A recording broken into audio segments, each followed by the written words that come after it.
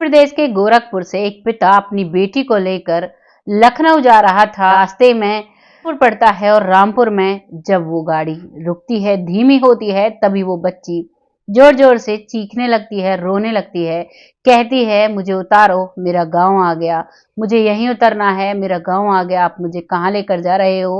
और जैसे ही वो लड़की गाड़ी में से जब चीखती है और जब चिल्लाती है तो लोग उनको रुक कर देखने लगते हैं। जो लोग वहां पर थे वो समझते हैं कि शायद ये इस बच्ची को किडनैप कर कर ले जा रहे हैं। घटना है 2016 की और जैसे ही सबको लगता है कि ये व्यक्ति इस बच्ची को किडनैप कर कर ले जा रहा है, क्योंकि वो 13 साल की लड़की थी और वो जो व्यक्ति था उसका ट्रांसफर हुआ था लखनऊ, तो उसे गोरखपुर से लखनऊ जाना था, तभी रास्ते में रामपुर पड़ा और वो अपनी बेटी को लेकर जा रहा था, उसका ट्रांसफर वहां हुआ था और लोग उसे रोक कर उसे डांटने लगते हैं, कहने लगते हैं कि तुम एक बच्ची को किडनैप कर कर ले जा रहे हो। और वो अपनी बेटी से कहता है कि बेटी आरोही, तुम क्या कर रही हो, तुम मुझे लोगों से पिटवाओगी, तुम मेरी बेटी हो, इन लोगों को बताती क्यों नहीं।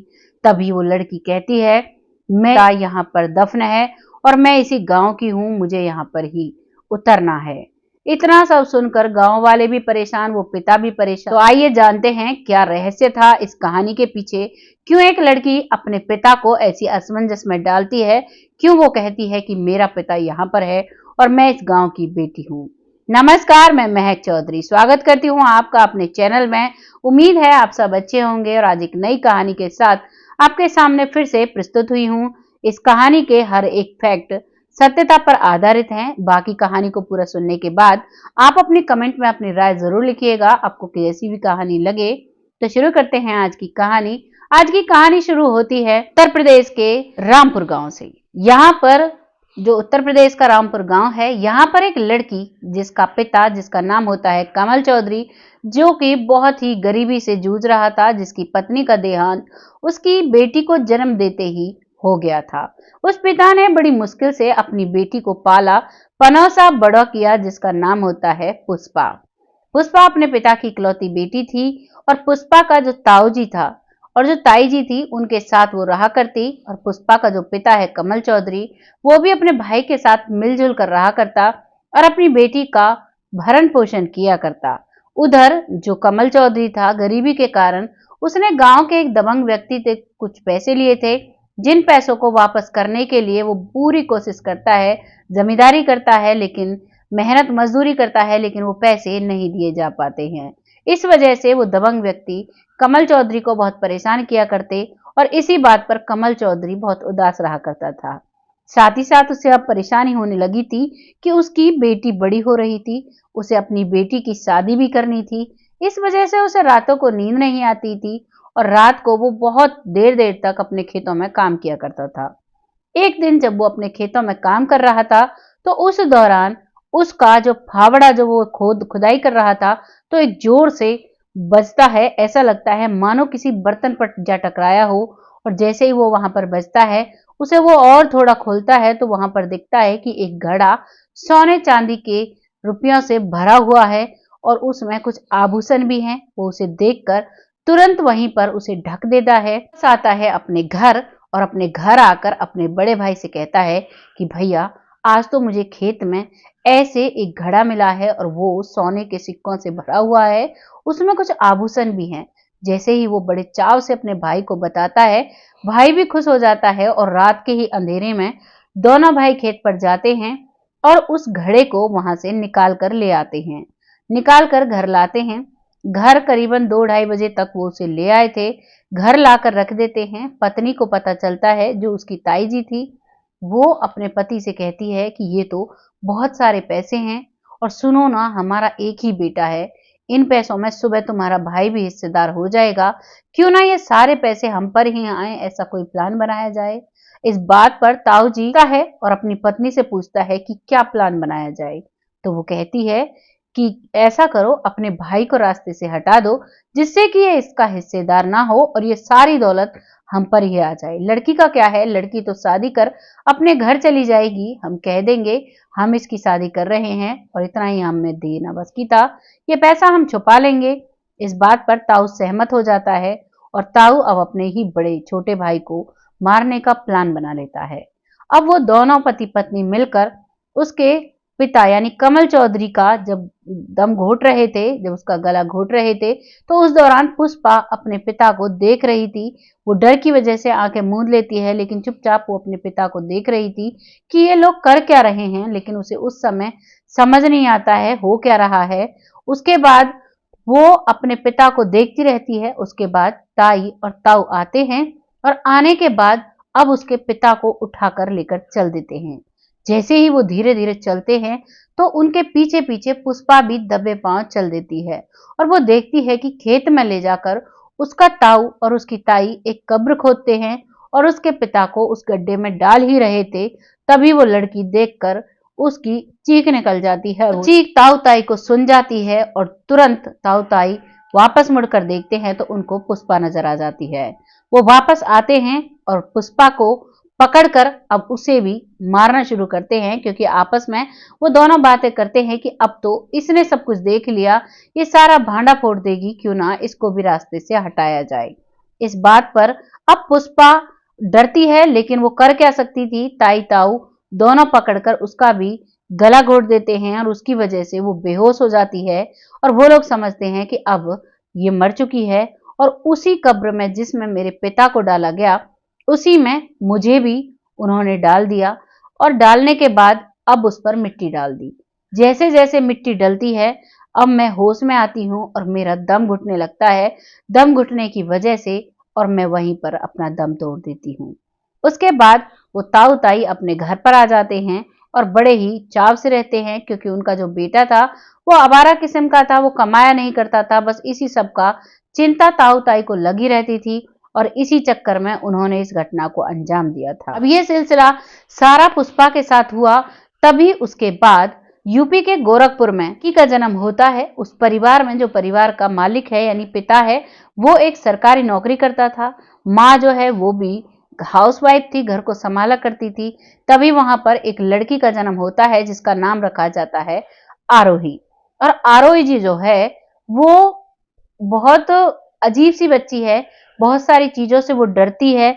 जैसे ही पानी दिखता है तो वो घबराने लगती है, क्योंकि उसकी जन्म पिछले जन्म में जो डेथ हुई थी वो दम घुटने की वजह से हुई थी। तो उसका जैसे ही उसे पानी दिखता है और उसे ऐसा लगता है कि घबराहट सी, और जैसे ही वो गहरी नींद में सोती है तो वो एकदम से उठकर बैठी हो जाती है और कहती है, पापा मुझे बहुत डर लग रहा है, मेरा जी सा घबराता है और मुझे घबराहट लगती है।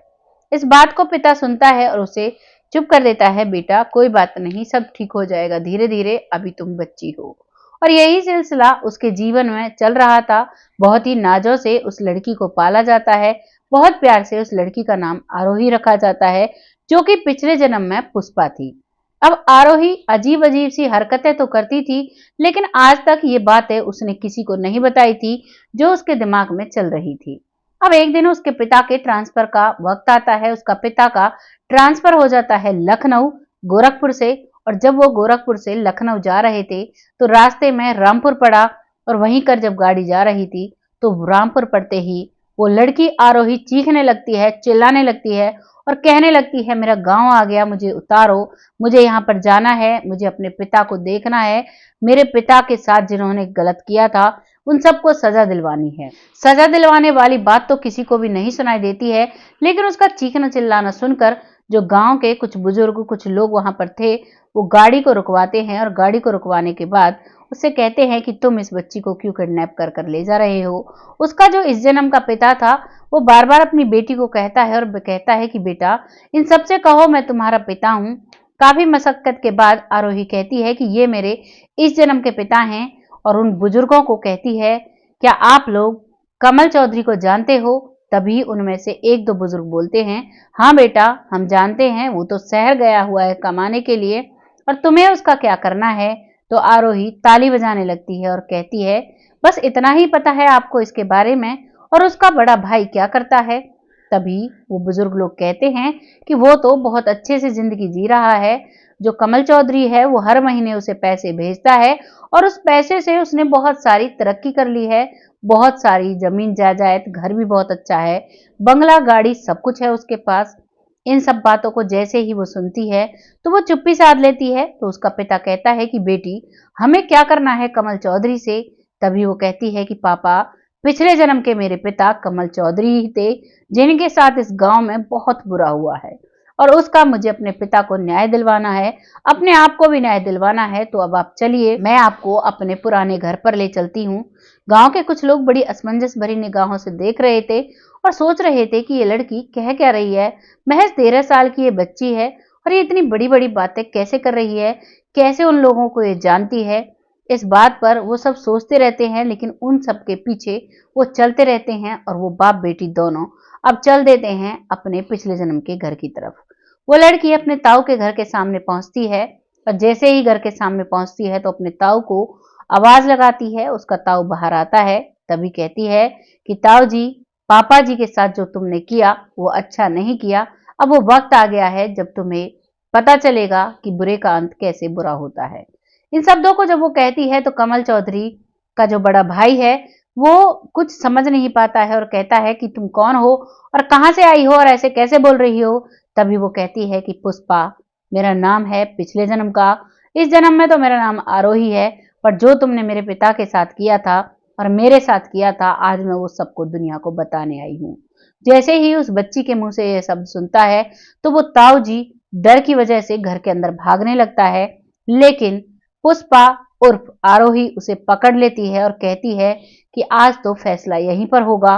तभी वहां पर पुलिस को बुलवाती है। वो अपने इस जन्म के पिता से कहकर पुलिस आती है और पुलिस से कहती है कि ये मेरे पिता का और मेरा कातिल है, इसको आप अरेस्ट कर लीजिए।